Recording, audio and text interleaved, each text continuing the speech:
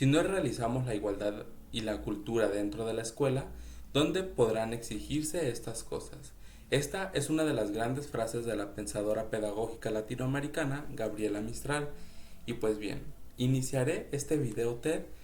hablando un poquito sobre Gabriela Mistral.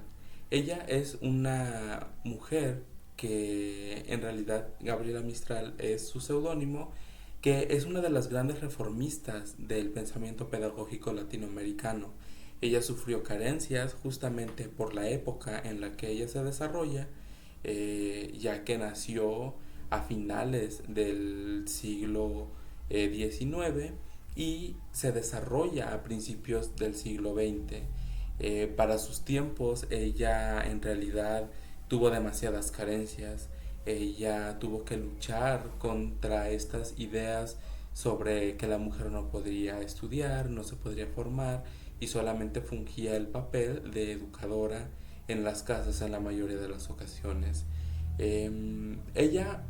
trajo a nuestra sociedad grandes pensamientos, grandes ideas, grandes cambios que hoy se le tienen que agradecer y que si bien se ha avanzado mucho en estos temas, considero que hace falta demasiado camino por recorrer y justamente en estos temas que vamos a tratar en este video en concreto viene mucho a colación. El propósito de este video en específico es hablar sobre el papel que tienen los docentes en esta nueva sociedad y qué dicen las políticas al respecto de la labor que debe desarrollar el docente en las aulas. Pues bien, para empezar tenemos que entender que hay dos grandes documentos que nos hablan de justamente cuál es la labor del docente. El que considero todos conocemos es el artículo tercero constitucional, que nos habla sobre que la educación debe de ser laica, obligatoria, gratuita y de calidad. Con el tiempo justamente este artículo ha ido cambiando y hoy sabemos que además de calidad tiene que brindar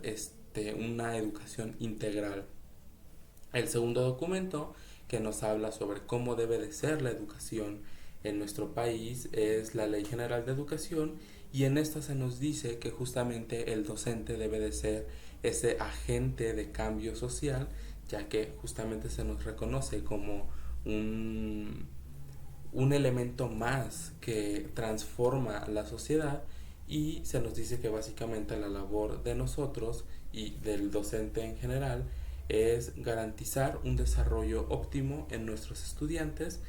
mediante el desarrollo de habilidades, conocimientos, destrezas, aptitudes y valores. Es importante y creo que en realidad muy importante recalcar que justamente se nos dice que debemos de desarrollar a nuestros alumnos en una sociedad que está cambiando. Otra gran frase de algún otro pensador decía que si alguien se casa con las ideas de una generación, desgraciadamente quedará viudo en la siguiente generación. Y es justamente esto lo que pasa en temas de educación. Debe de haber un constante desarrollo, un constante aprendizaje y grandes cambios que la sociedad demanda. Justamente la sociedad es la que da pie a los reflejos que debe de tener la escuela, ya que recordemos que justamente la escuela es la que satisface estas necesidades y más que satisfacer, la que desarrolla estos nuevos cambios de nuevas generaciones que se atienden. Y es bien que se tiene entonces esta premisa que el docente encargado de algún grupo que está frente al grupo vaya tiene esa labor en general. Se nos exige o se les exige a los docentes que están realizando su práctica con plenitud que debe de siempre estar en constante conoce sí, en constante aprendizaje y en constante reformamiento. Esto ya que justamente como lo mencionaba hace un momento, la sociedad demanda cambios, es por eso que el docente tiene que estar siempre innovando, siempre mantenerse actualizado en temas de tecnología, de pedagogías, de metodologías de enseñanza, de todo esto que al alumno le beneficie y le sea útil. Desgraciadamente, justamente hablando de estas políticas y de esta realidad que se vive en las aulas, sabemos que en muchas de las ocasiones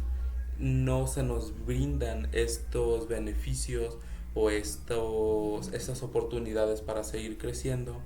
pero se nos exigen. Entonces es aquí donde cabe la posibilidad de preguntarse si en realidad lo que se está marcando en la ley es lo que se nos está ofreciendo de vuelta a nosotros, porque claro, es muy fácil exigir que los docentes se mantengan siempre a la vanguardia, pero no dar esa apertura para esa constante actualización y sobre todo que en muchísimas de las ocasiones tú te puedes seguir actualizando, que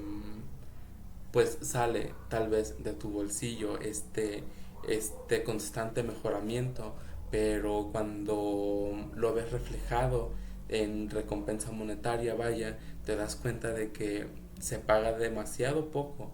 en compensación a tu esfuerzo. Entonces es ahí donde uno se pregunta si en realidad vale la pena estar en constante actualización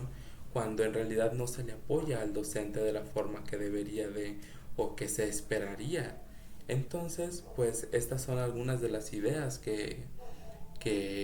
sobre todo a estos nuevos docentes que recién entramos al magisterio,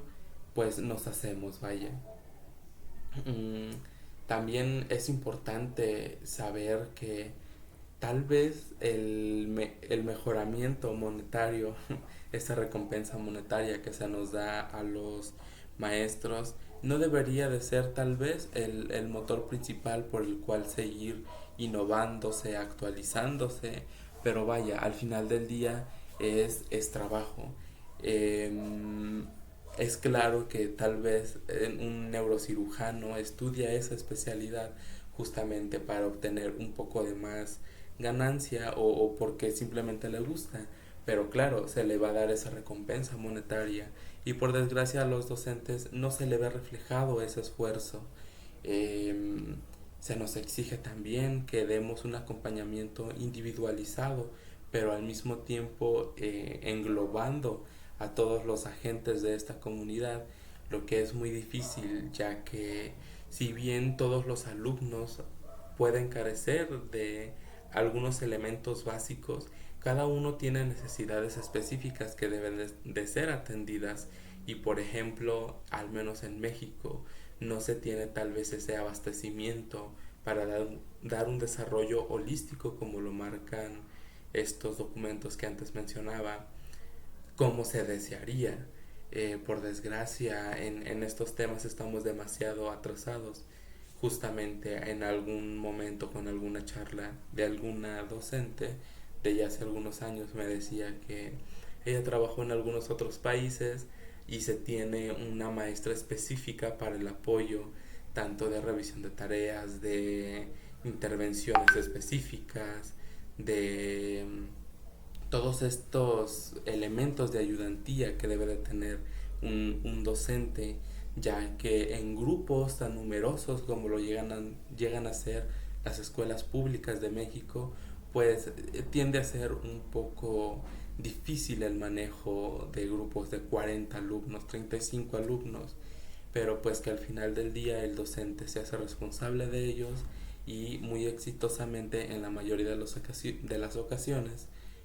logra sacar a este grupo adelante, a desarrollar estas partes que nos dice la ley que debemos de desarrollar.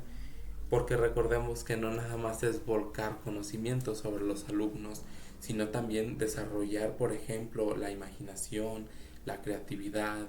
de que tenga un desarrollo pleno de sus emociones. Y pues vaya, estas son las ideas que desarrollo en este video, que, que espero haya sido mucho de su agrado Y cerrando ya con este video, mencionar que justamente todo cambia en nuestra sociedad, en nuestras vidas, en nuestras comunidades, y es bueno que se estén dando, a mi parecer, es bueno que se estén dando estas nuevas aperturas, estas nuevas ideologías, estos nuevos cambios, ya que estos darán las pautas a nuevas formas de comunicación, nuevas generaciones que traerán grandes cambios a esta sociedad en la que vivimos, y sobre todo porque justamente somos agentes de cambio, somos personas que de forma voluntaria o involuntaria apoyamos totalmente o somos de los constructores de estas nuevas sociedades en las que vivimos. Es importante que nosotros como docentes sigamos teniendo esta vocación que tal vez en muchísimas ocasiones es algo que la ley no puede exigir o no tiene más bien estos índices para medir qué tanta vocación tiene un docente y qué tan poca vocación tiene otro docente, pero creo que es uno de los aspectos muy importantes, vaya, que el docente tenga vocación, que tenga interés por sus grupos y que tenga interés por un mejoramiento social. Es importante que todo docente que en este momento esté desarrollándose plenamente como docente, como maestro frente a grupo, tenga siempre en mente. Y pues bueno, cierro justamente con esta misma frase que inicié de Gabriela Mistral: si no realizamos la igualdad y la cultura dentro de las escuelas, ¿dónde podremos exigir estas cosas?